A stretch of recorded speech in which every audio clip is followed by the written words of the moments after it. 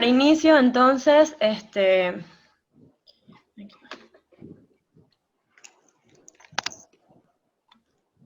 en la parte de introducción,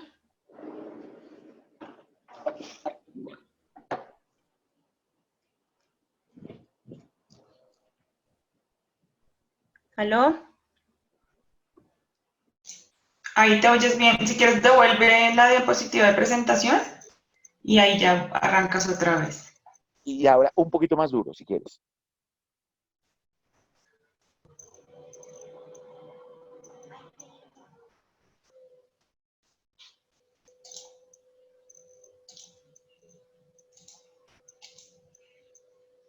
Abre tu micrófono. Dale, comienza de una vez, Keira.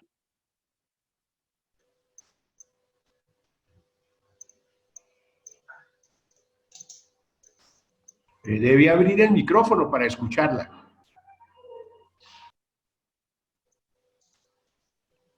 Keira, creo que tienes alguna dificultad con el micrófono porque no te estamos oyendo.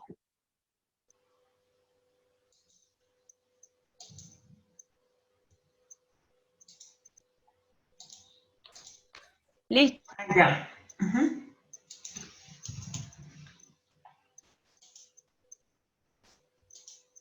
Dale, comienza.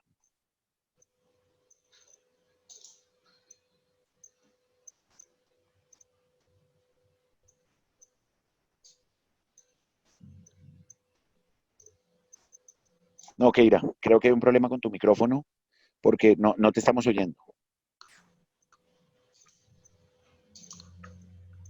Nada. ¿Aló? Ahora sí ya te escuchas. Ahora sí, en este momento sí, pero te vemos lejos. Entonces acércate un poco más y hablas un poco más duro. Devuelve nuevamente porque desde la primera no se te escuchaba nada. Eso. Aquí. Histeroscopia. ¿Sí? Bien. Es el estándar de oro, como ya mencioné, pues permite ver y tratar las patologías dentro de cavidad uterina y canal endocervical. Por tanto, podemos decir que la histeroscopia es diagnóstica y quirúrgica, ¿no? Para entrar en materia del tema. Un breve repaso de la historia. La primera visión endoscópica del cuerpo humano la hizo Bossini en el año 1806, considerado el padre de la endoscopía. Él utilizó un tubo hueco para observar las cavidades del cuerpo humano, pero en ese momento fue amonestado por curiosidad indebida. En el año 1869, Pantaleoni utilizó el primer endoscopio, fue creado por Dixon-Mox en el año 1865. En ese momento se creó para la visualización de la uretra y de la vejiga. Pantaleoni lo usó para visualizar la cavidad uterina en una anciana de 60 años con metrorragias y fue tratada con éxito. No fue hasta el año 1869, con Maximilian Nitze, considerado el padre de la endoscopía moderna, quien diseñó el primer instrumento óptico realmente útil para la visualización endoscópica de la vejiga, y permitía pues dirigir la luz mediante un sistema de lentes ampliando el campo de visión. En el año 1898, Duplay y Clado publicaron el primer tratado de histeroscopia. En ese momento ellos describían las fuentes de iluminación, describían la técnica que se empleaba y sus indicaciones. En el año 1907, con David, nace la histeroscopia moderna. Él diseñó una pieza de cristal que permitía que en el extremo se pudiera unir a este cristal e impedía que la sangre penetrara en el histeroscopio, y de esta manera se podría visualizar la mucosa. A este método se le llamó histeroscopia de contacto, que obviamente no es lo que utilizamos actualmente. En el año 1914, Heineberg introduce el primer histeroscopio con sistema de flujo, que es el que realmente con el que estamos familiarizados hoy día. Y pues desde entonces el procedimiento ha evolucionado muchísimo, desde Pantaleón en el 69, cuando se realizó la primera histeroscopia, y muchas personas pues han contribuido con el desarrollo de la técnica. Entre los más destacados están Neuwirth, Hamow y Betocchi.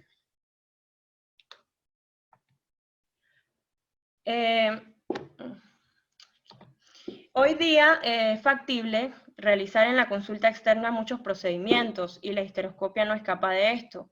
La histeroscopia ambulatoria o la histeroscopia de oficina ha permitido que sea necesario sacar a la paciente, que sea posible sacar a la paciente del salón de operaciones, ¿no? Y realizar procedimientos realmente solamente los complejos en el salón de operaciones y llevar a la paciente a la oficina, ¿no? A la consulta externa.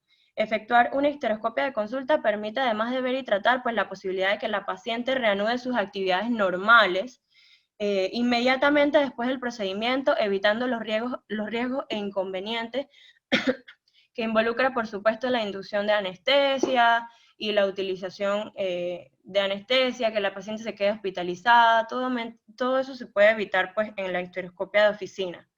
Varios estudios ya han demostrado que es rentable, que es costo efectivo, que mejora la productividad del médico y que mejora la satisfacción del paciente. Tenemos que tener en cuenta igual que algunas pacientes pues no van a tolerar el procedimiento en la consulta externa y que inevitablemente van a tener que ser llevadas a salón de operaciones.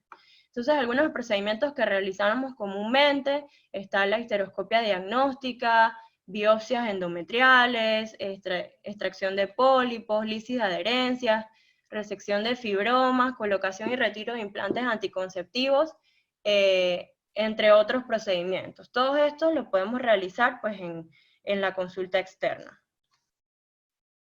Entrando ya en materia, pues vamos a hablar del instrumental en histeroscopia, que es el tema que nos corresponde el día de hoy. Para poder valorar la cavidad uterina, que es el objetivo de la histeroscopia, se necesitan dos cosas que son imprescindibles: la visión y la distensión intracavitaria. Una visión óptima permite pues, realizar un procedimiento rápido y disminuye el número de complicaciones. Y para ello se necesitan varios elementos, como son el endoscopio y la óptica, fuente de luz, cámara de video, los monitores. Y para la parte de la distensión intracavitaria, que constituye la segunda parte de nuestra charla, están los medios de distensión, que usualmente pues, son gases y líquidos, que luego vamos a revisar. En cuanto al sistema videoóptico, pues tenemos aquí a la derecha se observa una imagen donde tenemos un equipo básico para realizar una histeroscopia. Aquí tenemos los monitores de televisión, que obviamente cuyas pues, características de resolución nos van a dar una mejor calidad en la imagen y que es lo óptimo para realizar el procedimiento. Vemos acá la videocámara endoscópica, que tiene criterios técnicos que a veces no tenemos en cuenta, pero realmente que nos ayuda muchísimo, como es la resolución, la sensibilidad por unidades de lux, la elevada calidad de la imagen, que eso garantiza que llevemos a cabo un procedimiento de forma exitosa. También tenemos la unidad de video, para la grabación de las imágenes, y la impresora, que nos permite obtener material fotográfico.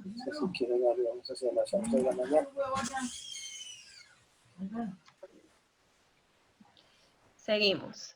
Ok, en cuanto a la fuente de luz fría, se denomina de esta manera porque se ha suprimido el espectro lumínico de la franja que corresponde a rayos infrarrojos, y esto se hace para evitar el efecto de calentamiento.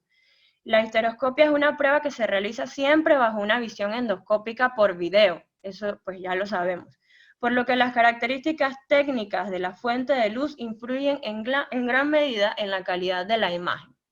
Existen dos tipos de fuentes de luz, la halógena y la lámpara de xenón, que es con la que tenemos mejores resultados. Y la unión de la fuente de luz, que es este aparato que vemos acá, con el histeroscopio se realiza a través de cables flexibles que tienen fibra óptica de 5 milímetros y usualmente de 180 centímetros de longitud. Muy bien, como dije en la fase inicial, pues la histeroscopia puede ser diagnóstica y quirúrgica. Vamos a hablar primero de la histeroscopia diagnóstica, que es la parte un poco más sencilla, ¿no? Los histeroscopios diagnósticos, sabemos que el histeroscopio es el elemento con el que entramos a la cavidad, puede ser flexible o rígido. Los histeroscopios flexibles se llaman así porque en el extremo del histeroscopio tenemos una punta que se puede movilizar en dirección al lugar que más nos interesa de la cavidad. El diámetro de 3.6 a 4.9 milímetros no han demostrado mejores ventajas con respecto al histeroscopio rígido. El histeroscopio rígido es probablemente con el que más nosotros tenemos contacto en nuestras instituciones. Va de 2 a 4 milímetros y tiene ángulos de visión en la punta del histeroscopio. En el extremo este vamos a ver que estos ángulos van de 0, 12, 15. El más común es el de 30 grados, que obviamente de este modo vamos a ver la imagen. La proyección de la imagen es diferente de acuerdo al grado. Lo vemos acá arriba, por ejemplo, a 30 grados va a estar dirigido de esta manera con respecto al extremo del histeroscopio, a 45. Es decir, ya esto pues lo conocemos más o menos de la laparoscopia y también lo tenemos a nivel del histeroscopio. Bien, en este estudio que tenemos acá, que fue publicado en el año 2001, ellos comparan los endoscopios flexibles y los rígidos para los pacientes de la consulta. Es un estudio aleatorizado, ellos aquí incluyen a 144 pacientes que son divididas en dos grupos, 72 y 72, para obviamente el grupo del endoscopio rígido y para el endoscopio flexible. Acá vemos en los resultados interesante, esta es una gráfica del nivel del dolor de la paciente, de 0 a 10, y ellos comparan el histeroscopio flexible del rígido. Y vemos aquí que tanto en la inserción como en la duración del procedimiento, el histeroscopio rígido generaba mayor dolor. Es importante mencionar que los histeroscopios aquí eran de 3.7 milímetros, el rígido con un lente de 30 grados, y el flexible usaba 3.6 milímetros. Se usaba lidocaína en spray a nivel local y no se usaba ningún otro analgésico para realizar el procedimiento. Si la paciente tenía mucho disconfort, que pasó en el caso del histeroscopio rígido, pues una paciente se le tuvo que colocar un bloqueo paracervical, ¿no? Y eso mejoró. Pero vemos acá en la otra tabla de resultados, aquí vemos las propiedades ópticas en los dos grupos y se compararon ambos instrumentos. Y vemos que para el histeroscopio rígido tenemos un alto porcentaje de excelencia, tanto en la visualización de la cavidad como la visión endoscópica y la agudeza diagnóstica.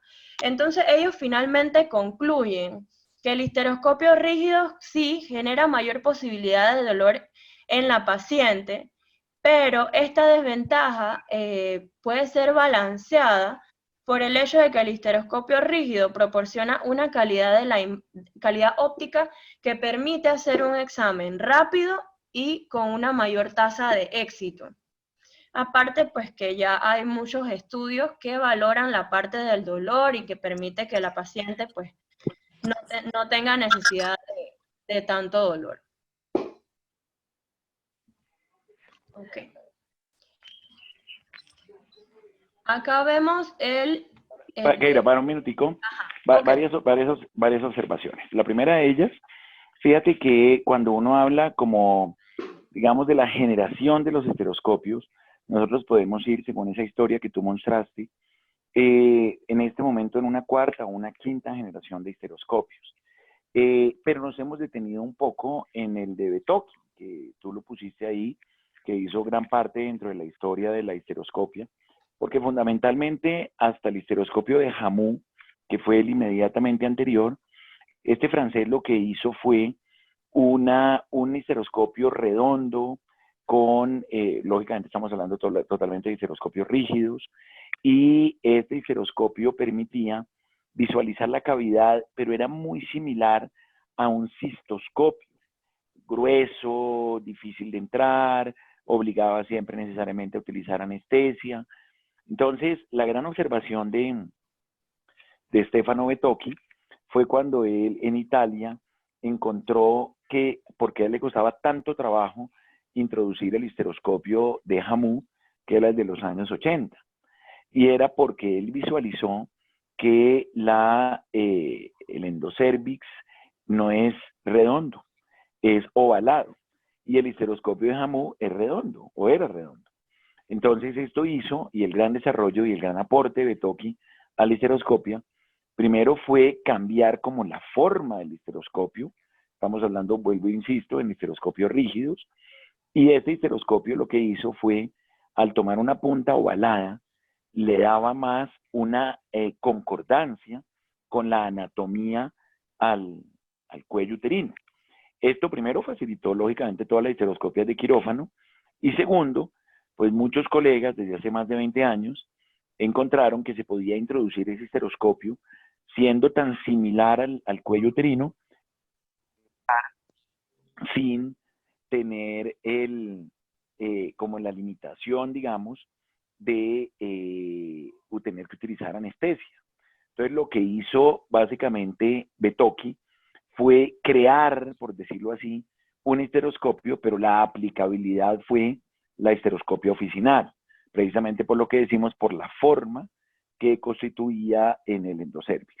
Entonces, ahí nos quedamos. No hay un histeroscopio aún más desarrollado que el de Betocchi, que ya lleva más de 25 años. Ese histeroscopio es como la última generación, que lógicamente de 25 años no tiene nada de última, pero es como la más reciente. No ha habido, lógicamente habrán otras cosas, el morcelador histeroscópico, los resectoscopios, todos los procedimientos, digamos, que se han utilizado para cirugía en histeroscopia. Pero lo que estamos hablando de histeroscopia diagnóstica, vamos en la generación de Betocchi, que ya tiene 25 años, que es, digámoslo, como lo más reciente que hay en eso. Entonces es importante conocer cuál fue su gran aporte a la histeroscopia, que además sigue haciendo, las instituciones en el mundo siguen comprando los histeroscopios de Betocchi, que porque por su funcionalidad, por su facilidad, todo. Y un agregado muy pequeñito a lo que cuando hablaste lo de las fuentes de luz, porque las fuentes de luz hay que agregarles que hoy en día también muchas son de LED.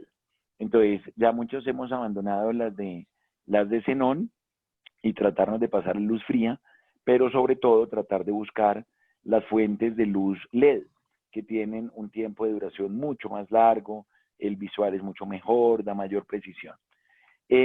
Siempre ha habido como una discusión, los franceses han trabajado mucho en histeroscopia flexible, diciendo que al tener una punta un poco más moldeable o más manejable, si me permiten el término, permite una mejor visualización de la cavidad. No ha habido ninguna demostración en la literatura que muestre nada contundente mejor de los histeroscopios flexibles a los histeroscopios rígidos. Por eso nosotros seguimos en el mundo utilizando el histeroscopio rígido.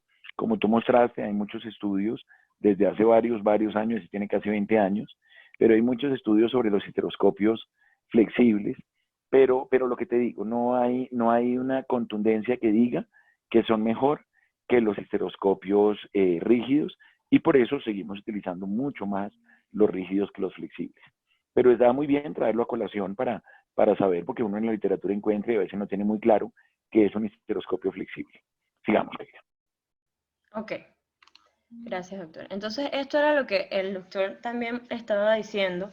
Tenemos actualmente los histeroscopios de flujo continuo. El histeroscopio más básico tenía dos partes, ¿sí? El endoscopio y una vaina externa que permitía el flujo del medio de distensión dentro de la cavidad uterina. Actualmente utilizamos los histeroscopios, o sea, ese flujo salía de forma pasiva a través del canal cervical, pero actualmente tenemos los histeroscopios de flujo continuo que tienen además una tercera capa externa que permite que ese flujo se introduzca a través de estas fenestraciones que vemos aquí en la parte de la punta y regrese fuera de la cavidad uterina a través de este dispositivo. Y eso permite medir la cantidad de medio de distensión y controlar cuánto vamos a estar instilando. Este es el histeroscopio de Betocchi, como dijo el doctor, la punta ovalada, que permite un mejor acceso al canal endocervical, y probablemente todo eso en relación a mejorar el dolor de la paciente, que era la principal desventaja como mencionamos anteriormente. Entonces, además también estos histeroscopios, a pesar de que son diagnósticos, tienen un canal de trabajo en donde podemos hacer pequeños procedimientos como toma de biopsia. A través de este canal de trabajo se va a introducir los instrumentos accesorios que van pues a accesar también a la cavidad.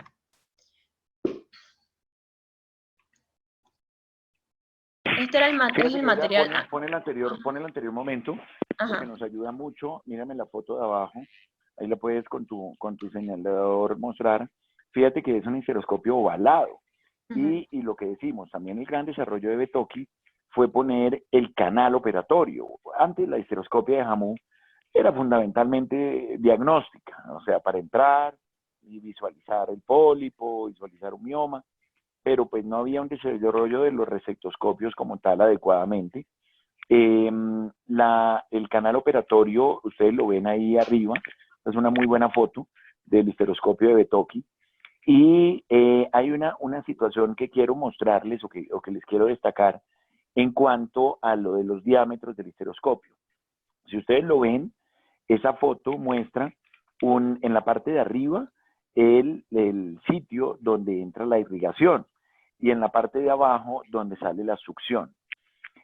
Normalmente se aconseja, y así lo hago yo, y lógicamente es la recomendación siempre que se debe hacer, es que cuando uno va a introducir el histeroscopio, lo introduzca sin la camisa operatoria, perdónenme, sin la camisa de succión. O sea, esta que tú estás mostrando, que tiene abajo el sitio de salida de la succión. ¿Por qué razón? Porque eso aumenta el diámetro del histeroscopio. Si estamos haciendo oficinal, le va a incomodar más al paciente. Y si estamos haciendo histeroscopio ya con anestesia, engrosaría o aumentaría, digamos, el diámetro del histeroscopio, y esto hace que la entrada, por ejemplo, en pacientes posmenopáusicas, sea más difícil, sea más dispendiosa. Entonces, un consejo práctico para quienes están empezando a hacer histeroscopia es que utilicen solamente la camisa de irrigación y si se hace necesario, montan posteriormente la camisa de succión. Pero no entremos siempre con el histeroscopio con irrigación y succión conectados. Primero, porque en muchas ocasiones no se necesita la succión. Y segundo, porque nos va a dificultar más la entrada, porque esto aumenta el calibre del histeroscopio. Y entonces lo que les digo, si se hace necesario, estamos cortando un pólipo, nos está sangrando, o es una paciente, por ejemplo, postmenstrual los primeros días, postmenstruación todavía tiene algo de sangrado, y vale la pena entrar con la succión como para lavar y aspirar esa sangre. Pero mientras no se necesite, acuérdense que la histeroscopia, eso ya lo hablaremos y lo recalcaremos mucho, idealmente se debe hacer en la primera fase del ciclo, paciente sin menstruar lógicamente ni sangrar, no se necesitaría realmente o estrictamente la camisa de succión, entonces entrar solamente con el sistema de irrigación y conectar la succión en caso en que se haga necesario. El otro punto importante es que recordemos la forma del histeroscopio, pasa con alguna frecuencia, vuelvo y repito, sobre todo para los colegas, para los residentes que están empezando a hacer histeroscopia, vale la pena que recalquemos cómo está la foto de ese histeroscopio, así es que se introduce el histeroscopio dentro de la cavidad uterina. Pasa que de pronto la persona en el momento no está tan entrenada en histeroscopia e introduce el histeroscopio con el canal operatorio hacia abajo. Entonces, esto hace que lógicamente pues la imagen sea al revés.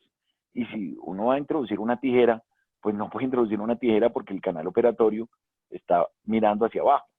Entonces, ese es como se debe introducir el histeroscopio, siempre con el canal operatorio hacia arriba. Lógicamente esto concuerda con la succión, que también va hacia arriba, y en el caso dijimos que utilicemos la succión, esa va hacia abajo.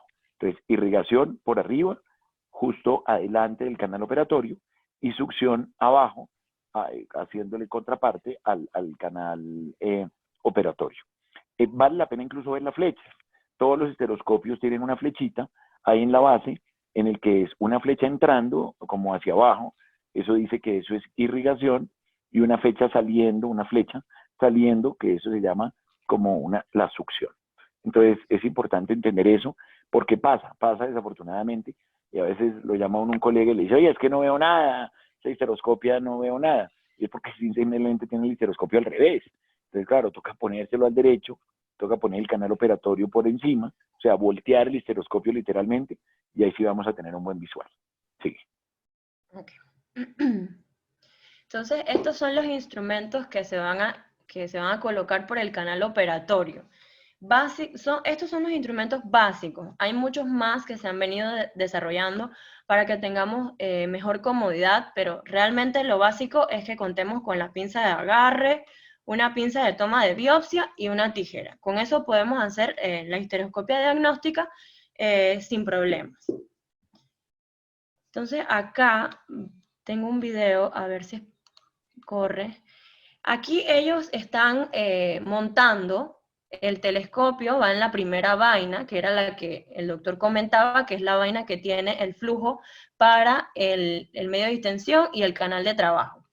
Ellos colocan aquí que existe una forma de colocarlo y asegurarlo para que no se mueva durante el procedimiento. Aquí están colocando la tercera vaina, que es para el flujo externo. A través de ella va a salir el medio de distensión. Y ellos hacen énfasis en que hay una forma adecuada de colocarlo y asegurarlo para que no haya ningún problema durante el procedimiento. Entonces, el histeroscopio de Betocchi básicamente consiste en tres partes: el telescopio, la vaina interna y la vaina externa, que va a permitir el flujo de el medio de distensión, el flujo continuo, de entrada y salida. Entonces ahí él hace énfasis a lo que comentaba el doctor, que hay que colocar el histeroscopio adecuadamente. Esta es la forma.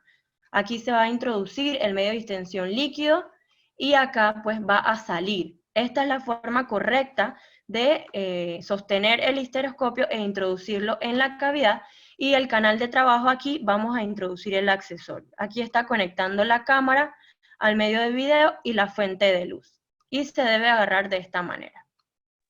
Tú recalcaste algo que me parece muy importante, que es, primero, pues saber armar el histeroscopio. Eso es una cosa absolutamente lógica, como lo que hemos insistido tanto, que usted debe saber armar un morcelador. Por más veras, cuando hablemos de resectoscopia, armar un resectoscopio es un poco más dispendioso, pero uno tiene que saber armarlo. Uno tiene que saber armar los elementos que está utilizando en cirugía. Y el otro punto te digo que lo que recalcaste, es que fíjate que ahí esta persona está haciendo una fijación con las llaves que tiene el histeroscopio, y esto es supremamente importante. Nosotros, independientemente que la instrumentadora haya armado el histeroscopio, nosotros cerciorarnos que esas llaves estén bien fijas, sobre todo porque si esto se suelta, en algún momento se puede caer el lente al suelo. Un golpe para un lente es mortal, eso lo fragmenta, lo daña.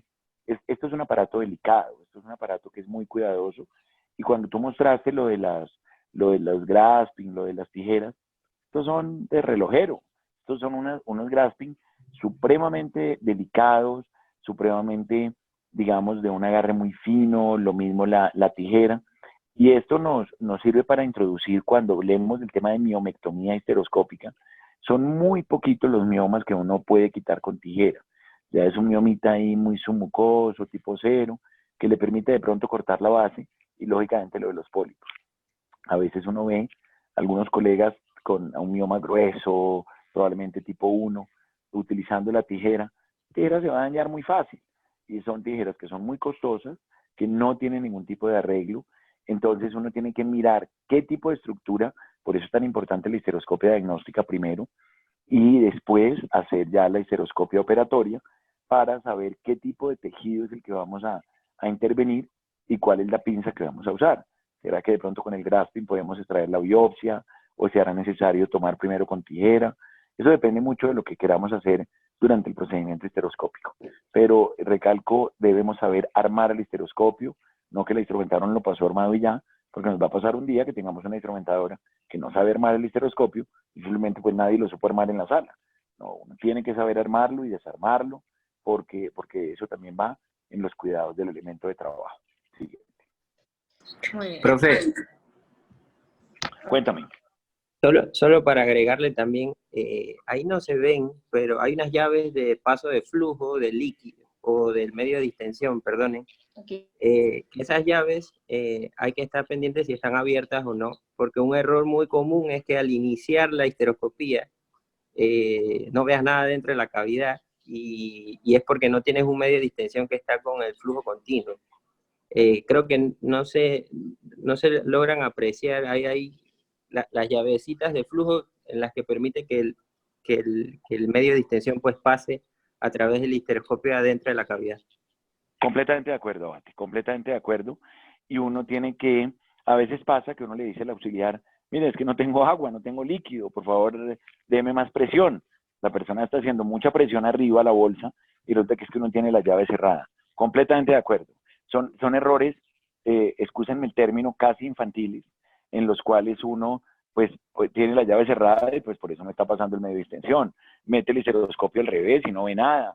Digamos, no pasa el histeroscopio y es porque uno tiene la camisa de succión y es una paciente posmenopáusica de 75 años, en lo cual tiene un cuello absolutamente cupulizado y uno tratando de introducir un elemento con irrigación y succión.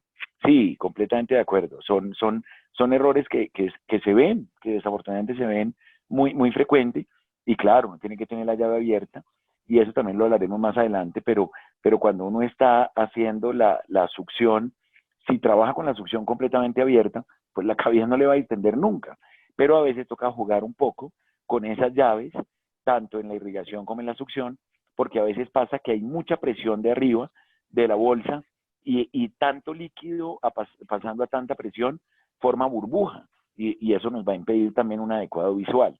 Entonces uno también tiene que jugar un poquito con esas llaves y sobre todo también cuando veamos lo del pólipo, para la extracción de los tejidos es clave tener una muy buena coordinación con esas llaves para poder estarlas cerrando y abriendo en los momentos claves de la cirugía y poder hacer un procedimiento exitoso. Estuvo muy bien soportado. Ok, muy bien, seguimos. Bueno, esto es básicamente, como ya mencionamos, el histeroscopio diagnóstico. Vamos ahora a ver la parte de los histeroscopios quirúrgicos. Si deseáramos clasificar los histeroscopios quirúrgicos, lo podemos hacer por el tipo de energía que utilizan, energía mecánica, algunos utilizan pues la electrocirugía, que es en el caso de los resectoscopios, y el láser. Sin embargo, durante No, señora. Durante la charla vamos a ver 3 tipos principales de histeroscopio. Y lo importante que quiero que recuerden es que para escoger el tipo de histeroscopio debemos adecuarnos a la patología que tenga la paciente. Y de ese modo, pues, vamos a aprovechar las ventajas de cada uno de ellos, que los vamos a ver en un momento. Entonces, como dije, los tipos de histeroscopios principales, los histeroscopios para cirugía, son el histeroscopio quirúrgico con instrumentos insertados a través de canales, que es el que hemos estado viendo, que es el más sencillo. Está el resectoscopio quirúrgico y el morcelador histeroscópico. Vamos a verlos entonces por separado. El histeroscopio quirúrgico con instrumentos insertados a través de canales fue el que ya describimos muy bien, vimos cómo se arma, y realmente la ventaja de este pues es que vamos a introducir los diferentes instrumentos. Como dije, básico están las pinzas de agarre, las de biopsia y la tijera, pero existen muchos otros, como vemos acá en la imagen, y que realmente fueron diseñados para la comodidad del cirujano. Las ventajas de este histeroscopio es que al ser más sencillo y tratar patologías más sencillas, pues implica menor tiempo operatorio, tanto para armarlo, para armar todo el equipo, como para la patología a tratar. La principal desventaja, algunos dicen que pues los instrumentos al ser desechables, hay que estar comprándolo constantemente, no en todos los casos pasa esto, pero la principal desventaja es que no utiliza electrocirugía, por tanto no nos da la posibilidad de control de sangrado en un momento dado. Y por supuesto, no se puede utilizar cuando hablamos de patologías más complejas.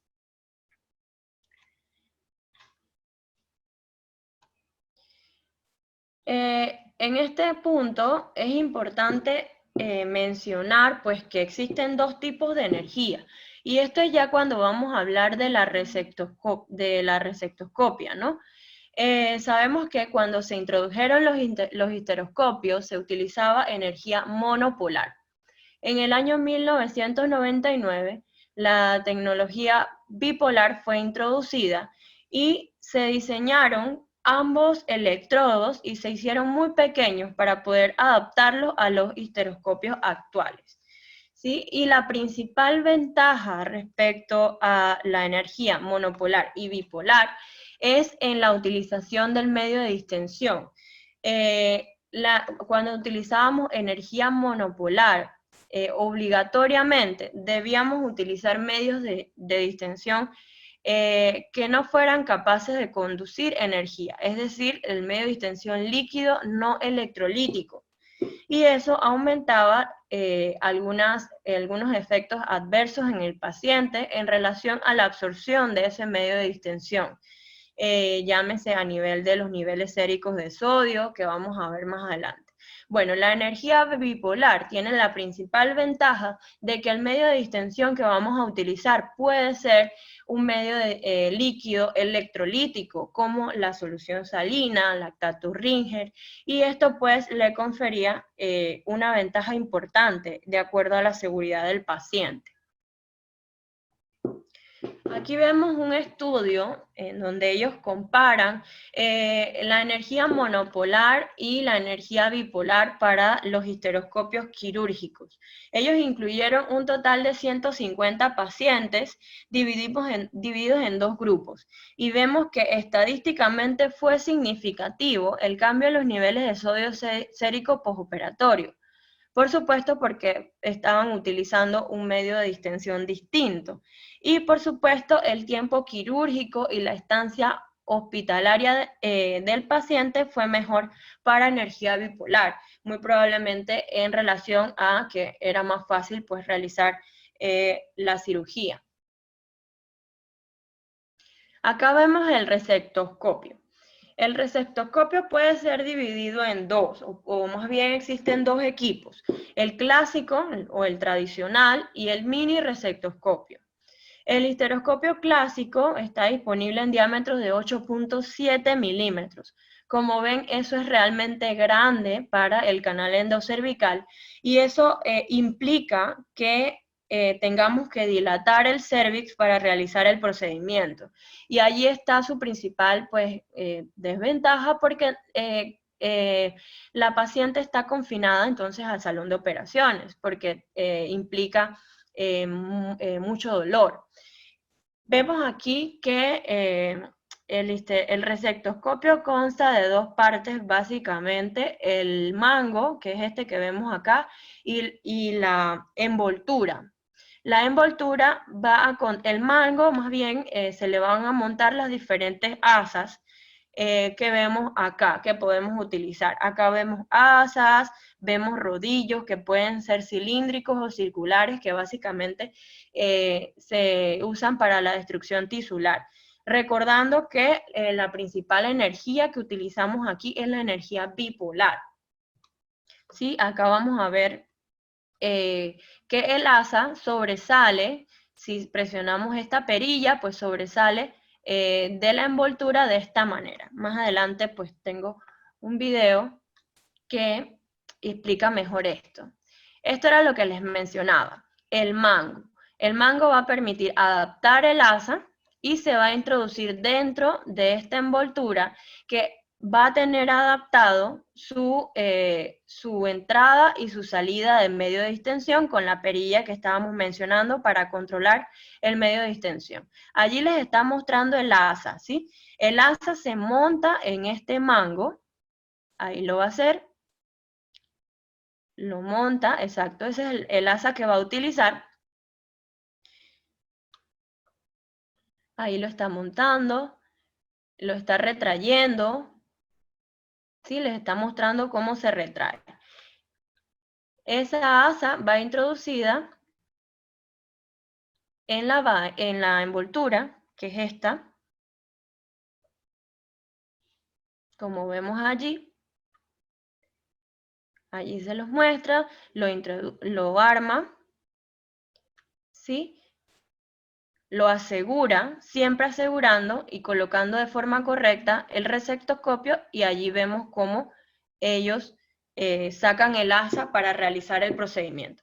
Acá los cables que veían eran los electrodos que se van a colocar para poder tener acceso a la energía bipolar. Este es el mismo.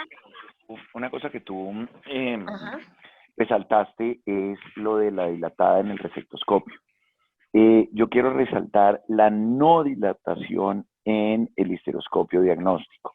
O sea, nosotros somos a veces muy dados a utilizar siempre el dilatador pensando que se requiere para el paso del histeroscopio diagnóstico.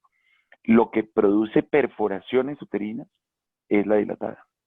Entonces, más que incluso el daño que se ha asociado a las dilataciones hasta con incompetencia cervical, pero altera también la anatomía de lo que nosotros vamos a encontrar, porque muchas veces el dilatador hace unos cambios anatómicos de una estructura tan pequeña como es el endometrio, y uno está haciendo con esa dilatación una presión forzosa sobre el endocérvix y unos cambios a nivel endometrial que pueden incluso generar un sangrado, y para un diagnóstico muy puntual como una endometritis crónica, como un hallazgo de unas características visuales de la morfología, por decirlo así, del endometrio, la dilatada la va a alterar. Entonces, quiero resaltar, es muy importante tener en cuenta de no dilatar en histeroscopia diagnóstica.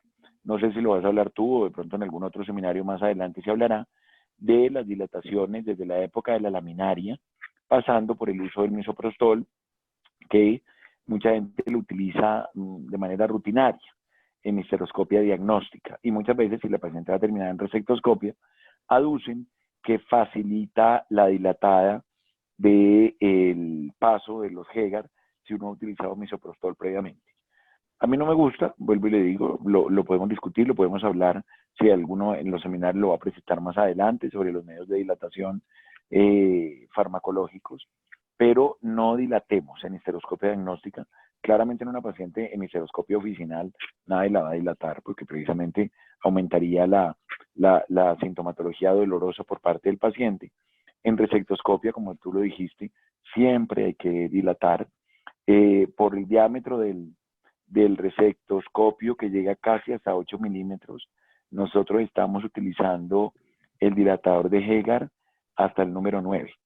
Si pasa el 9, nos pasa ya fácilmente el resectoscopio. Y quiero que muestres un momentico antes de ir a la foto del resectoscopio, porque quiero resaltar algo.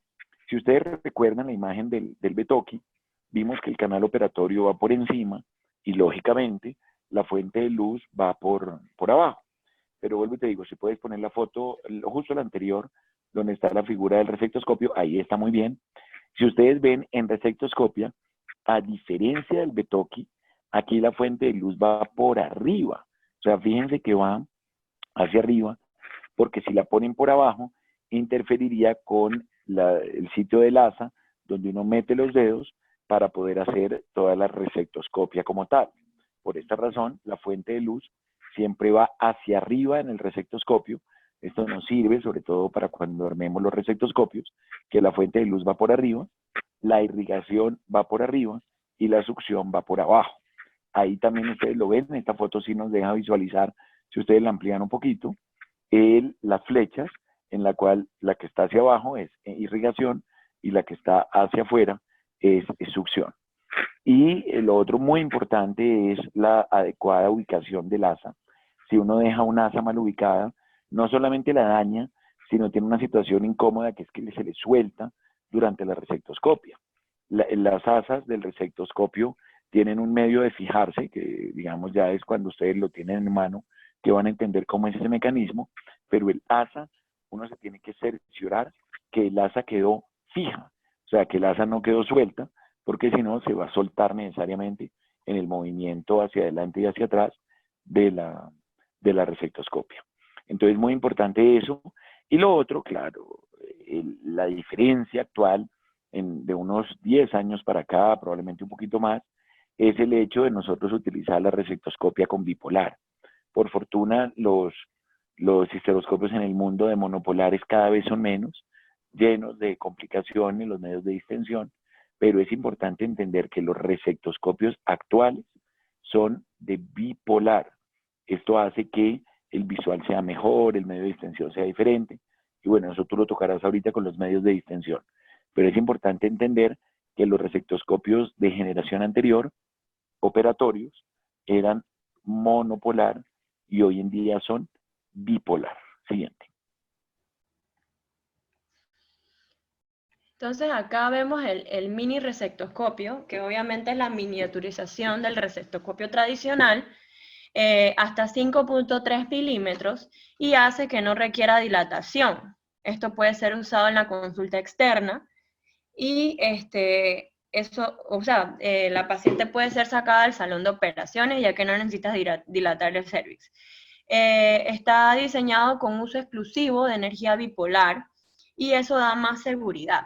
Acá vemos en el video cómo está utilizando el LASA para extraer el material. Ahí lo vemos. Esto es energía bipolar, y vemos que produce muchas burbujas. Como vemos en el video, se están produciendo burbujas, y el cirujano trata de empujar esas burbujas y el material para que no interfieran. Allí vemos cómo utiliza la coagulación para controlar el sangrado sin problemas. Muy bien, el tercer tipo de histeroscopio es el morcelador. El morcelador fue introducido en el año 2005 como una alternativa para la resectoscopia. Tiene diferentes diámetros dependiendo de la casa farmacéutica, y consta también de 2 vainas y un canal de trabajo. Por el canal de trabajo se va a introducir este artefacto, que es el morcelador. Utiliza energía mecánica y aspiración continua, de modo que el material de la cavidad se puede extraer.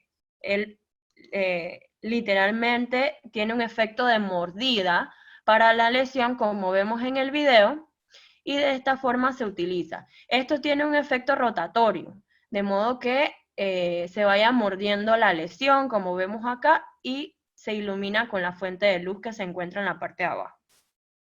Esto es energía mecánica. Las ventajas es, como dijimos, como ven en el video, no se generan burbujas durante el procedimiento, como ocurría en el caso de la resectoscopia. No hay burbujas, no hay daño eléctrico porque no estamos utilizando energía.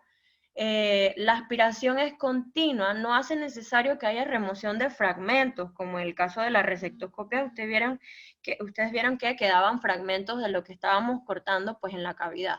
Como el morcelador va aspirando continuamente, pues esto no hace necesario que haya que entrar a extraer este material, y permite también que obtengamos material para biopsia. La principal desventaja, pues como ya lo dedujeron, lo concluyeron, no podemos utilizar la ventaja de la coagulación para el control de sangrado, y el precio, según tengo entendido, es más elevado para el morcelador.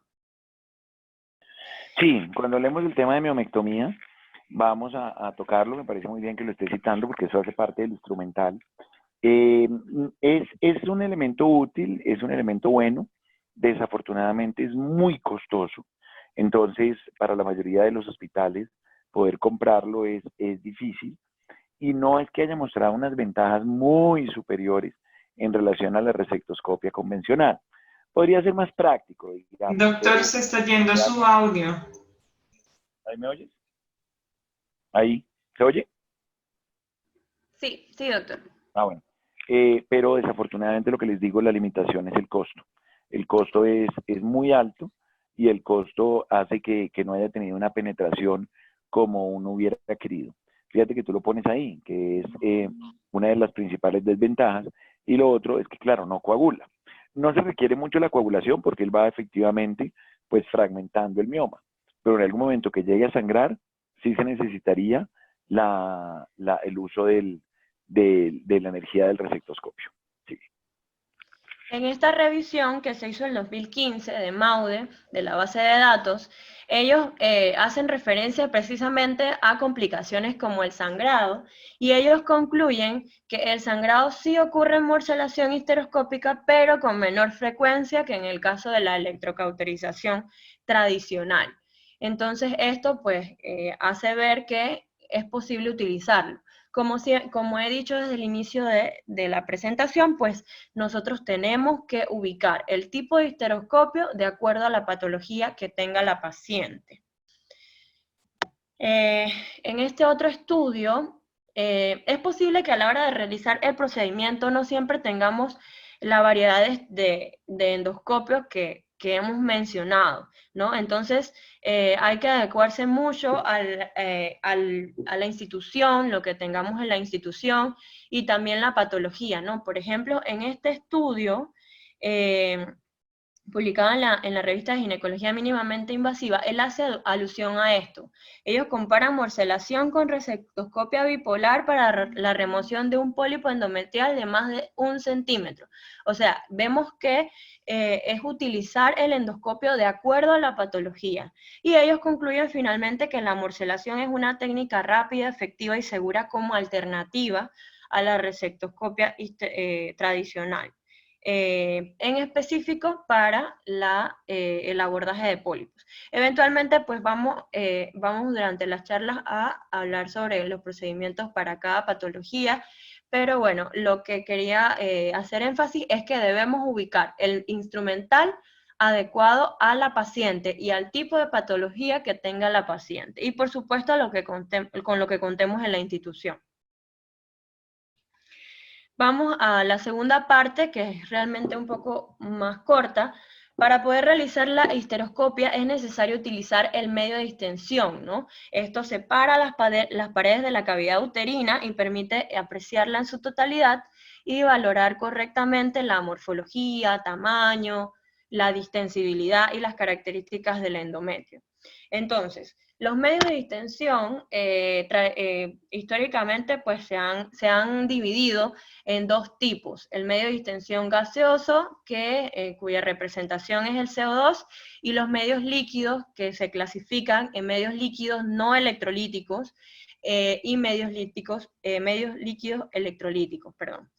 Entonces, acá en el CO2, pues es un gas incoloro, fue introducido por Lindemann en el año 1872. La principal ventaja es que es barato, es accesible, no es inflamable, y el índice de refracción es igual al del aire, o por lo menos muy similar, y eso permite una buena calidad de la imagen. Lamentablemente con el CO2 no se pueden, provoca muchas burbujas, y si hay sangrado pues no se puede manejar el sangrado. Eso ha limitado el uso de medio de distensión gaseoso, CO2, para histeroscopia diagnóstica. Y pues eventualmente eso ha caído mucho en desuso. Para minimizar el riesgo de embolización gaseosa del CO2 se recomienda mantener un flujo muy limitado a 100 mililitros por minuto, y la presión intracavitaria, que ahora lo vamos a ver más adelante, que no sea mayor de 100 milímetros de mercurio. En cuanto a los medios líquidos, tenemos los no electrolíticos, como la glicina, 1.5%, el sorbitol, 3%. Es importante saber la osmolaridad de los medios de distensión también. Entonces, vemos que estos medios son hiposmolares. ¿Y por qué es importante? Realmente las complicaciones en relación a los medios líquidos está en qué tanto se va a absorber y qué es lo que se va a absorber. Si tenemos estos medios, la principal desventaja es que provocan hiponatremia. Eso va a provocar hiposmolaridad en el paciente y todos los riesgos que eso conlleva, principalmente de edema pulmonar, cerebral, convulsiones, muerte del paciente.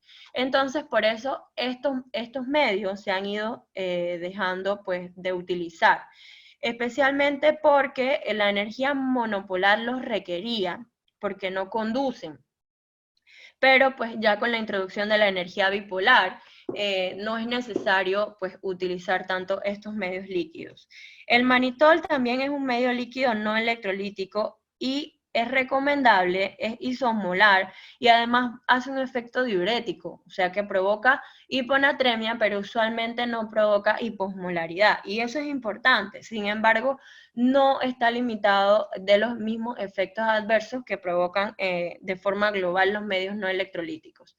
En la parte de los medios electrolíticos vamos a tener la principal ventaja de que lactato Ringer y solución salina pues lo podemos conseguir en cualquier sala, y que por supuesto se puede utilizar este tipo de medios con menor riesgo de hiponatremia para la energía bipolar, la energía mecánica, la energía con láser. Todos estos instrumentos pueden utilizar medios electrolíticos, que es lo que realmente está recomendado actualmente.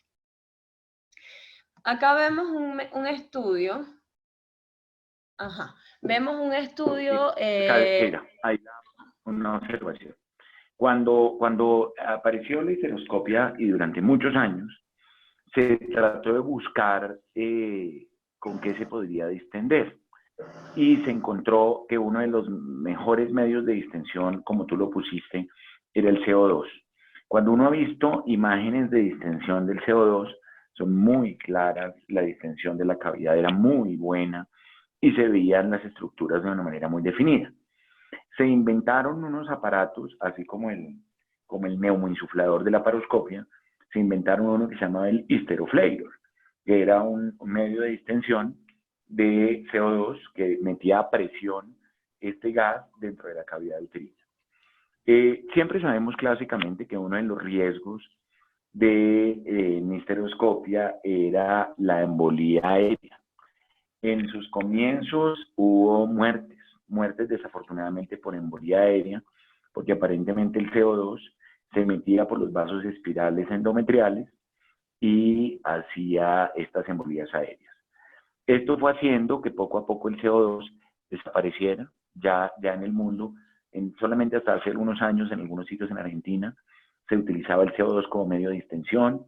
En Francia también fueron los primeros casi en abandonar su uso, pero realmente el medio de distensión de histeroscopia para CO2, ustedes en este momento no lo van a encontrar prácticamente en ningún lado. Y después, como tú lo pones, fue histórico el uso de la glicina. Nosotros hicimos muchas histeroscopias con glicina, pues porque lógicamente lo que teníamos eran los resectoscopios monopolares, que vale la pena también entender todo lo de la glicina, porque vuelvo y les aclaro, todavía hay algunas instituciones que tienen resectoscopios del clásico, el viejo de monopolar. Pero obviamente esto le ha dado paso al medio de distensión de solución salina, el lactato de Ringer, como tú lo citaste, y hoy en día, digamos, la resectoscopia bipolar se utiliza con muchísimo menor índice de complicaciones y distendemos con solución salina o con glicina, o con lactato de Ringer. ¿Cuál es el problema si nosotros queremos entrar con la glicina? Son varios.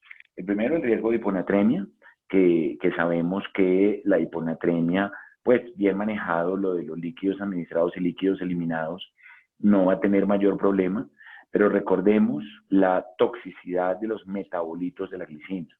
Y se han descrito neurotoxicidad y retinotoxicidad con el uso de glicina.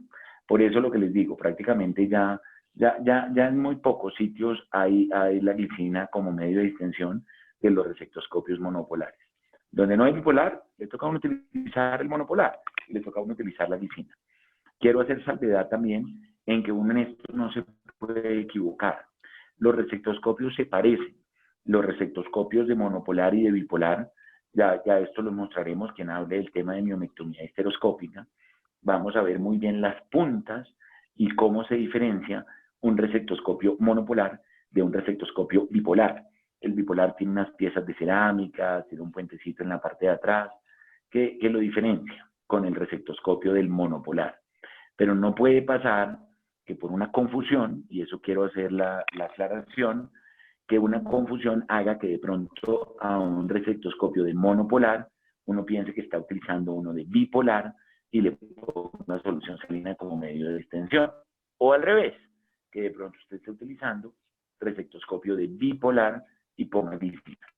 Entonces, por esta razón es importante tener en cuenta que, pues como todo va evolucionando, todo va avanzando, y hoy en día, digamos, la mayoría de los resectoscopios son de utilización de energía bipolar. Siguiente. Bien, este estudio hace referencia al tema de las presiones. Fue publicado hace 3 años, es un estudio aleatorizado. Como vemos aquí, se seleccionaron al final pues, un total de 240 pacientes y se dividieron en 3 brazos. Unas pacientes utilizaban una presión intracavitaria de 40 milímetros de mercurio, el otro brazo 60 y el otro pues utilizaba 80 milímetros de mercurio. Como vemos acá los resultados, tenemos varias cosas. Se observó que con una mayor presión, y es razonable, había una mejor visualización de la cavidad uterina. Por supuesto, si tenemos mejor visualización de la cavidad uterina, vamos a tener mejor tasa de completar el procedimiento de forma exitosa. Esto no pasó en el caso de utilizar 40 milímetros de mercurio, en donde hubo una alta proporción de procedimientos que no se completaron. Inversamente, a mayor presión, tiene el costo de que le da más dolor a la paciente. Las pacientes que utilizaban 80 milímetros de mercurio cursaban con más dolor. Entonces, finalmente, ellos concluyen que una presión de 60 se asocia con una visualización óptima y alta tasa de cirugías culminadas con éxito y que había menor dolor postoperatorio. Entonces, es importante pues tener en cuenta la presión intracavitaria que debe estar alrededor de 60. Estamos de acuerdo en el hecho de que a menor presión que yo pueda visualizar adecuadamente la cavidad, pues esa es la presión que debe ser utilizada. Correcto. Ahí vale la pena aclarar que estamos hablando que son para esteroscopia oficinal, ¿no? Fíjate que hay que puntualizarlo muy bien porque estas presiones hay que ser muy cuidadosos de no hacer una sobredistensión, primero porque le va a incomodar al paciente y segundo porque le puede generar un reflejo vagal. Si estamos hablando de esteroscopia de quirófano, pues no nos preocupa tanto las presiones, que idealmente no deben superar los 110 cuando estamos hablando ya de esteroscopia en quirófano. Pero sobre todo estas presiones aplican es para el tema de esteroscopia oficinal, para tener en cuenta que es donde lo que se ha visto, que se ejerce con esa presión y es lo que menos incomodidad le puede generar al. Así es, doctor.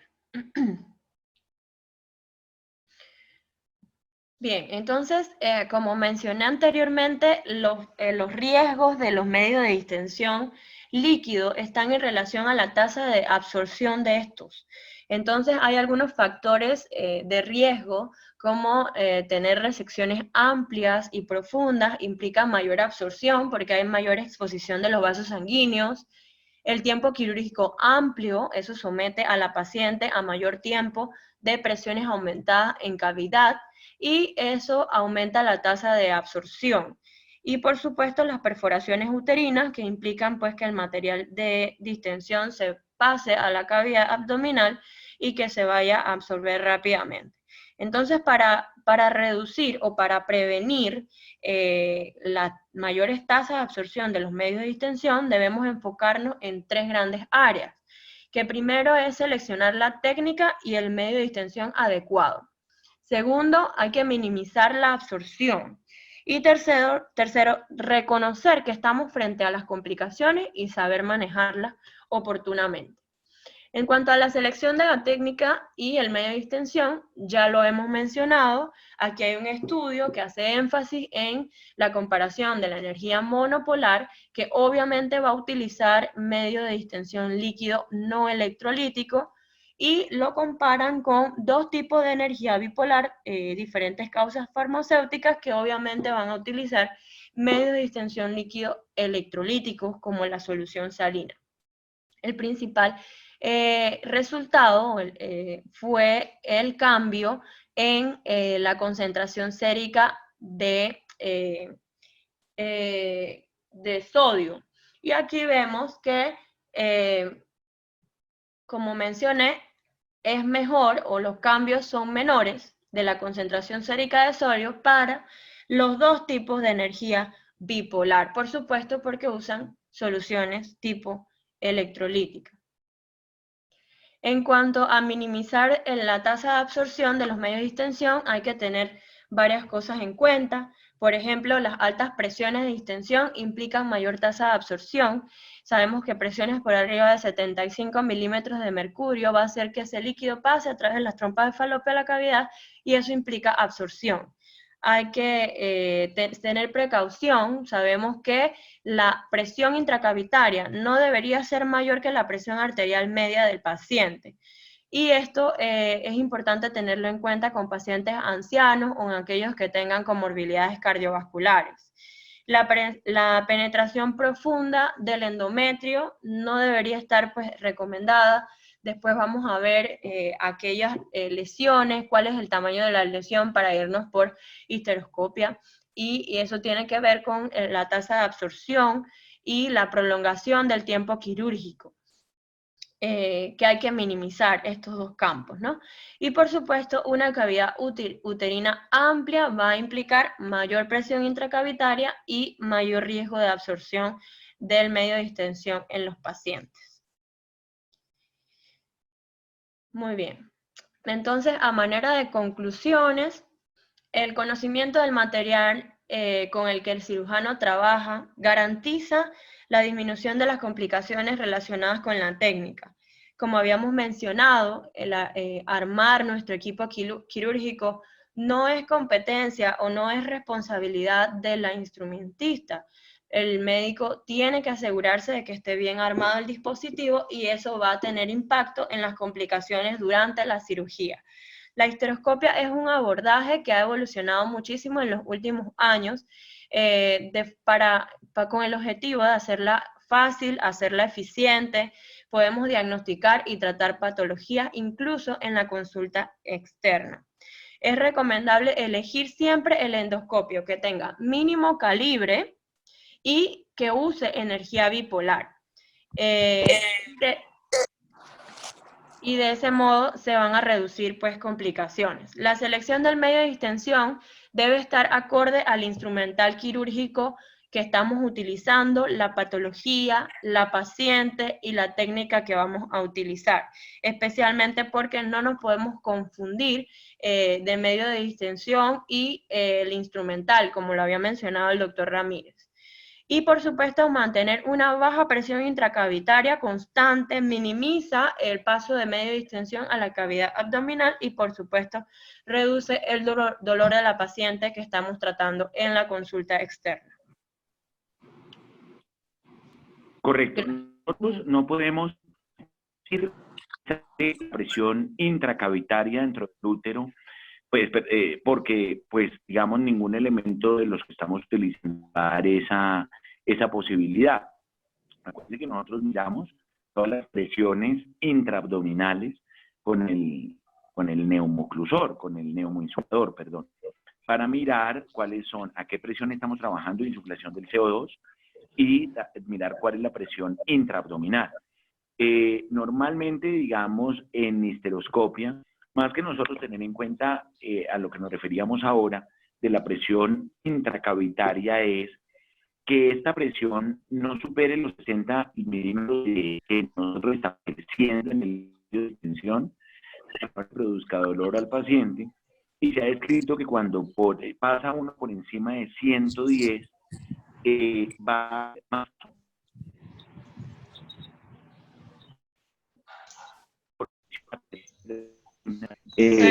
Digamos, entonces es importante tener en cuenta que cuando nosotros estamos utilizando, por ejemplo, en el torniquete de presión para los virus, estar mirando el relojito y nos diga que no esté la manometría por encima de 110 idealmente. Entonces somos mandados a decirle a la enfermera, mire, apriete esa bolsa y apriétela para que me distienda muy bien la cavidad.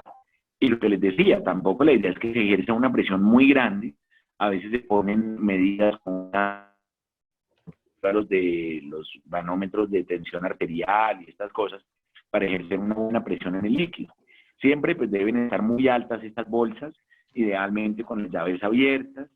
Cuando uno está haciendo histeroscopia diagnóstica puede utilizar un equipo de venoclisis normal, pero cuando ya está uno haciendo receptoscopia, idealmente debe tener o una Y de Tour, debe tener un cisturligador, que es una manguera, digamos, más gruesa, que nos permita estar pasando mayor cantidad de líquido y ejercer mejor presión. Entonces, nosotros no tenemos, digámoslo, la posibilidad de hacer una medición de la presión como tal, pues excepto que estemos utilizando el Endomat, porque al final de las instituciones ya no hay Endomat, porque eso se tenía sobre todo era para hacer una presión constante del líquido, y el Endomat tiene un costo importante, que las instituciones o tienen reflectoscopio o tienen Endomat.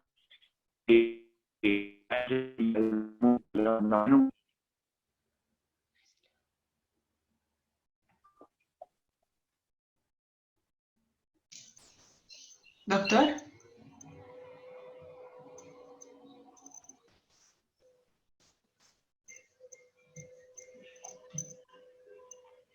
¿Sí, me escuchan? Sí, señor. Sí, perfecto. Sí, Juan, unos punticos. Hay cosas que uno aprende en la residencia con buenos profesores y se le quedan, y eso uno lo tiene que agradecer.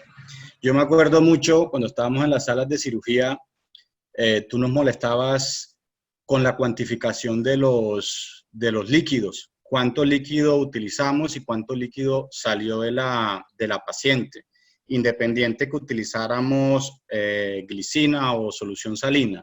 Esto es algo que no debemos perder, creer que porque estamos utilizando el receptoscopio bipolar y como utilizamos solución salina es mucho más segura que la glicina. La solución salina también tiene sus efectos cuando se abusa de ellas, especialmente pues el edema pulmonar, que es mucho más fácil de manejar que un desequilibrio electrolítico, pero igual hay que tenerlo en cuenta.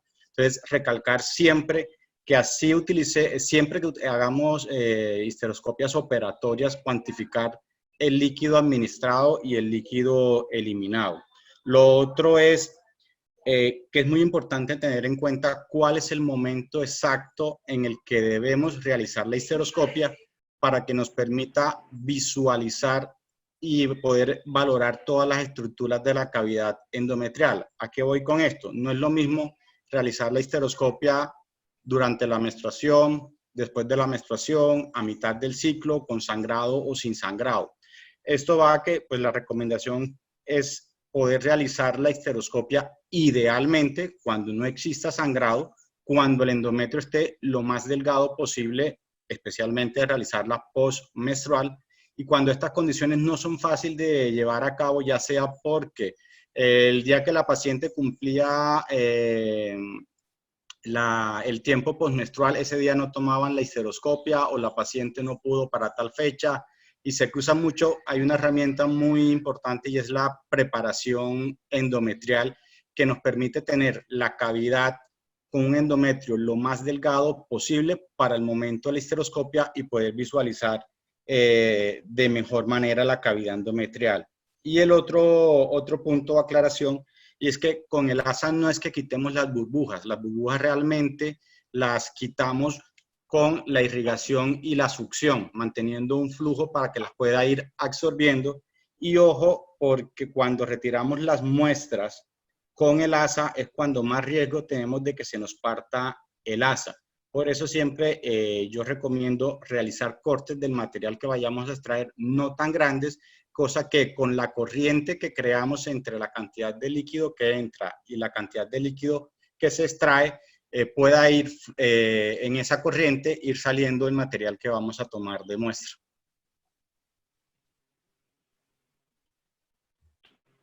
Completamente de acuerdo, Edmundo, completamente de acuerdo. Y quiero hacer énfasis un poquito en lo que hablaste de los medios de distensión. Con la glicina hay un número mágico, y la glicina son 700 centímetros. Los 700 centímetros de glicina que se pierden, que en algún lado están, o sea, no, en los líquidos administrables administramos 3.000, y en los líquidos eliminados hay 2.000, tenemos 1.000 perdidos. Esto no debe pasar. Esto no debe pasar, y cuando nosotros estamos llegando a los 700 de glicina, vuelvo e insisto en la utilización del recetoscopio monopolar, debemos parar el procedimiento independientemente de cuánto nos esté haciendo falta. Ya lo hablaremos con calma en lo de miomectomía histeroscópica, pero se habla hoy en día de un concepto muy importante, que es la resectoscopia en 2 tiempos. Si yo tengo un mioma muy grande y tengo resectoscopio de glicina, llevo hasta que se me pierdan los líquidos o hasta que definitivamente el procedimiento, como tú lo citaste ahí, está siendo ya muy largo, llevamos 1 hora de cirugía, 700 centímetros cúbicos de glicina perdidos.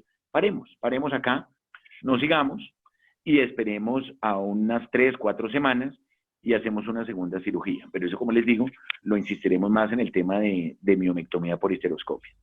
En solución salina, como tú decías, Edmundo, uno se relaja un poquito más y uno puede darse el lujo, si me permiten la expresión, hasta 1.500 de solución salina perdida. Pero, digamos, hace un tiempo, recuerdo en una institución en Bogotá, donde un colega estaba empezando a utilizar el resectoscopio de una marca comercial muy conocida que ya salió del mercado, que era para resectoscopia con solución salina, con bipolar. Y este doctor era un mioma, según él, muy grande, y le puso 17 litros al paciente de agua. Estos 17 litros recuperó como 13 o 12, se perdieron 5.000. El paciente hizo hasta edema laringio, edema pulmonar, 8 días en UCI. Inicialmente él pensó que había presentado una perforación, terminó haciéndole una laparoscopia porque no sabía exactamente por qué el paciente estaba teniendo estos cambios hemodinámicos. Y se decía, pero es que no entiendo cuál es el problema, si es que es solución salina. No, es que claro, con solución salina también hay problema de sobreadministración de líquidos. Uno tiene que estar pendiente, bueno, ¿cuántas bolsas llevo? Al auxiliar, ¿cuántas bolsas están desocupadas? ¿Cuánto hay en la succión? ¿Cuánto hay en el piso? Más o menos hacer un cálculo aproximado, que vuelvo y les digo, es menos rígido que los 700 de la glicina, pero cuando nosotros tenemos pérdidas de más de ya un punto extremo de 2.000 de solución salina, hay que parar el procedimiento independientemente que nos falte ya poco, porque uno siempre hace la misma. Bueno, ya faltan poquitas, sigámosle haciendo. Qué pereza tener que volver a operar a esta paciente otra vez en un mes, y eso es un riesgo definitivamente muy alto para el paciente. Entonces, estas pérdidas de líquidos no se deberían tener superando este valor. Me parece que las conclusiones son bastante buenas. Muchas gracias por los aportes, me parece que fueron bastante útiles. Voy a robarles 7 minuticos con el video de lo que les dije al comienzo, que nos lo va a ilustrar Catalina, para mostrar algunas cosas que son de utilidad para todos y terminamos. Dale, Cata. Trata de empezar a compartir la pantalla. Estuvo muy buena esta revisión, me parece que estuvo excelente, que era hablar del instrumental, de las diferencias, sobre todo para hacer una aproximación, un abrebocas bueno para lo que va a venir ahora en adelante con todos los otros seminarios y exposiciones. Cuenta, si quieres, un poquito la historia de la paciente, Cata, y nos vas ilustrando el video. Bueno, esta es buenos días. Mi nombre es Catalina Vega. Esta es una paciente que operamos el día sábado con el doctor Ramírez. Es una paciente de 35 años que ingresa con un embarazo ectópico izquierdo. Y pues la idea es como mostrarles lo que el doctor había hablado previamente, pues en la charla que vimos de ectópico y de las indicaciones de cirugía mínimamente invasiva en este tiempo de COVID. Entonces, bueno, este es el ingreso normal a cavidad, donde estamos haciendo un lavado peritoneal y pues la succión del hemoperitoneo de esta paciente. Ahí se evidencia, ahí ven mi mouse, no sé. Sí, importante aclarar, Cata, que entramos con el trocar de Hasson, técnica convencional, un trocar de 10 lateral. Esto no lo usábamos en los ectópicos nunca, siempre utilizamos con trocar de 5, cambiábamos el lente a 5 y sacábamos el ectópico por el puerto principal, para no tener que hacer puertos más amplios. Aquí sí obligatoriamente nos toca utilizar el trocar de 10 por las desuflaciones que tenemos que hacer, ¿no? Continúa. Entonces, utilizamos el trocar de 10 accesorio en la fosa ilíaca derecha, como explica el doctor, para intentar, pues, para evitar ese cambio de trocar y de lente, perdón, a la extracción de la patología. Entonces, utilizamos el SIL y lo que hicimos fue, pues, iniciar la salpingectomía como se evidencia. Voy a adelantarlo un poquito para que pues no sea aburrido para ustedes. Ustedes lo ven, para un momento del video. Lo importante, sí señor, lo importante del uso del ENSIL y de la energía es que, como pueden notar, acá está la succión simultánea para evitar, pues obviamente, esa dispersión del humo en esta paciente, sino hacer una succión programada de ese humo que genera la energía en este caso. Entonces, ahí está el hecho de utilizar la bipolar avanzada. Como pueden apreciar, no estamos utilizando bipolar convencional para hacer menor producción de humo. Fíjense que el bipolar avanzado hace menos producción de humo, sumado a que trabajamos con la succión justo cuando estamos activando la energía, hace que la salida de humo a la cavidad sea mínima, ¿no? Entonces, como notan, ni siquiera pues es tan evidente el humo que uno usualmente ve durante el uso de estas energías. Hay un momentito donde se alcanza a ver un poquitico, pero para que vean que sí es importante cómo se succiona. De esto, digamos que es parte importante de lo de la técnica, y como vieron, se hizo la resección en la parte distal y acá ahora en la parte proximal de la trompa, que en este caso pues es el cuerno y es como lo más vascularizado y lo que nos importa que quede muy bien coagulado. Y ya les voy a adelantar un poquito para poder ver, digamos, este como truco que me explicaba el doctor Ramírez el sábado durante el procedimiento. Entonces, ahí seguimos nuestra resección por la parte proximal de la trompa.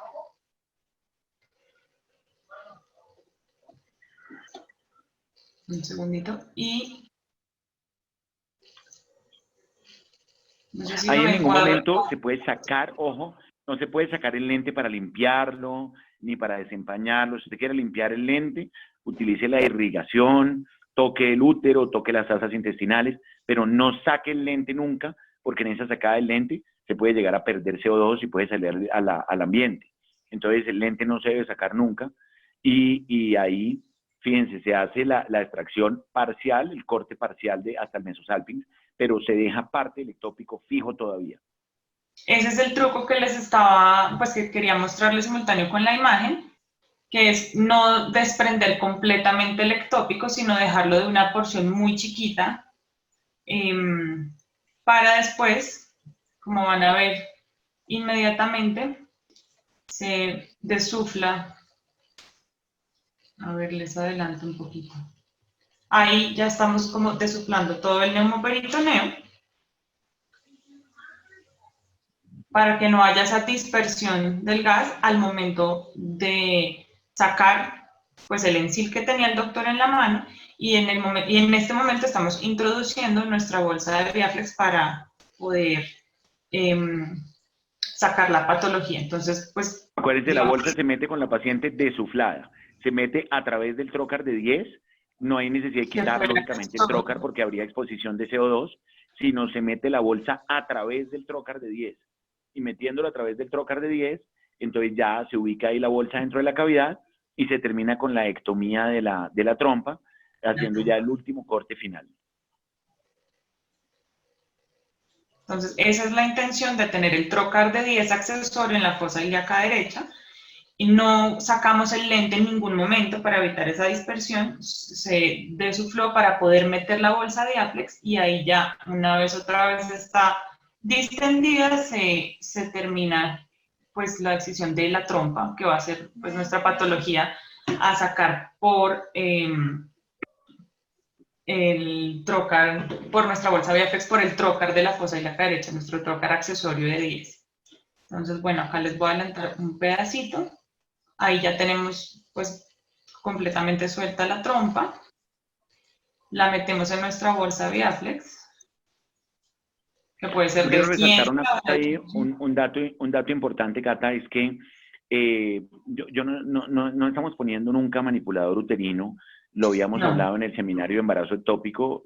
No sé si todos los colegas que están aquí conectados estuvieron en ese seminario, pero es muy importante en los embarazos ectópicos, así como en este caso, que era tan evidente, una imagen anexial en la ecografía, un hemoperitoneo, probablemente que no había ninguna duda que fuera un embarazo extrauterino. Vale la pena aclarar que no ponemos nunca el manipulador, porque acuérdense que siempre puede existir la posibilidad que no sea un ectópico, sino sea un embarazo intrauterino. Ahí interrumpimos un poquito, fíjate, se está haciendo la aplicación del bipolar para hacer una hemostasia final y todo el tiempo con la succión pegada, para que no haya salida de humo a la cavidad. Aquí es importante resaltar que no hemos sacado la patología de la bolsa Viaflex porque probablemente al extraer la bolsa se viene el trocar y pues obviamente hay dispersión del gas. Entonces la intención es vigilar todo lo que podemos antes de sacar la patología. Ahí estamos terminando la coagulación de nuestro lecho operatorio con un cambio de energía, pero todo el tiempo succionando o haciendo pues como esa succión del humo que pueda producir cualquiera de los tipos de energía que utilicemos.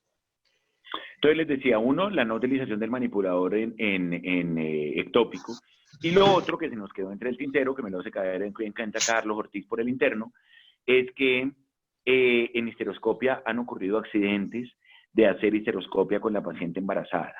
Entonces, desafortunadamente pasa que nosotros, por eso es la recomendación en histeroscopia siempre, hacerla, como decía Edmundo, en la primera mitad del ciclo. Vamos a tener un mejor visual del endometrio y segundo, vamos a tener la tranquilidad que la paciente no esté gestante. Aquí igual pasaría en un ectópico. Podría tener, o no ser un ectópico, ser un quiste del cuerpo lúteo que sangró y la paciente tiene un embarazo intrauterino. Y si usted ya puso el manipulador uterino, pues grave. Entonces, fíjense, ahí ya se hace la revisión final de hemostasia, se succiona lo que queda. El último lavado pues, del sitio para evidenciar que no hay sangrado. Terminamos de coagular los puntos que consideramos. Hacemos lavado, succión, pues para quitar el hemoperitoneo que pueda quedar restante. Y todo el tiempo está nuestra bolsa Viaflex ahí. Ahora que ya tenemos nuestra patología, se coge la bolsa Viaflex con la burrita y antes de la extracción, pero ya ubicándolo hacia nuestro puerto accesorio de 10 que tenemos en la fosa ilíaca derecha, que va a ser este. Empezamos nuevamente para la extracción, perdón, ahí si ven, a desuflar, si ven que ya el campo se quita, pues se disminuye, es porque ya desuflamos todo y se extrae pues la patología por nuestro puerto lateral. Quitamos nuestros trócares accesorios y sacamos el lente, que así fue la única. Ahí queda una sensación un poquito incómoda, porque a mí siempre tradicionalmente, y todos los que hacemos la laparoscopia no sucede, siempre queremos ver el puerto de salida de los trócares, para ver que no quede sangrando. Aquí es mucha fe, aquí no revisamos finalmente los puertos de salida, porque ya está la paciente desuflada completamente y no vamos a insuflar nuevamente y meta otra vez el trócar solo para revisar a ver que no haya quedado ese puerto sangrando. Entonces, y lo otro que me ha llamado la atención es que fíjense que nosotros al final hacemos unas maniobras, ahí abrimos la llave, hay gente que hace reclutamiento y le quita el tren para tratar de sacar el CO2. Fíjense que me ha llamado la atención que ninguna de las pacientes que hemos operado, llevamos ya 8 ectópicos con uno que operamos ayer en Colina de Urgencia, ninguna paciente se ha quejado de omalgia. Y es curioso y es muy seguramente porque con la succión hemos sido muy cuidadosos en sacar, en extraer completamente el CO2. Entonces ya como no hay CO2 residual, al paciente no se ha quejado de la omalgia. Entonces, pues bueno, terminando este video, espero que hayamos tenido información clara respecto a lo básico de histeroscopia. Estuvo muy bien la revisión. Doctor. Sí, claro que sí, dime. Con la invitación que le hizo a uno de los residentes de Panamá. No se te escucha bien. No, bienvenida completamente. Agradecido, doctor, con la invitación a uno de los residentes de acá de Panamá para participar con ustedes allá en la FECOLSOC y hacer de esto ya pues internacional, ¿no? Pues Abate lo hizo muy bien, ya nuestro evento, y sabemos que hay gente conectada de Caracas, de Costa Rica, el otro día tuvimos una gente de Bolivia. Entonces, qué bueno todos esos aportes, qué bueno que, como decimos, todas estas cosas son abiertas. Acuérdense que el conocimiento es para todos, esto nos hace crecer más. Y no, lo hizo muy bien, sacó la cara por Panamá. Entonces, bueno, Dios mediante, nos vemos el jueves, muy juiciosos a las 10 de la mañana. Estuvo muy bien la participación de todos, muchísimas gracias. Seguimos con el tema de histeroscopia, seguimos con todos nuestros proyectos. Les contaré el jueves qué nos dicen en la reunión hoy en Country respecto al volver a casa, a la renovación de cirugía, y que acaban de tener un feliz martes. Muchas gracias a la doctora Keira. Muy buena su exposición y esperamos que puedan ver, igual los que no tuvieron la oportunidad, se compartió el link para que vean las grabaciones de las diferentes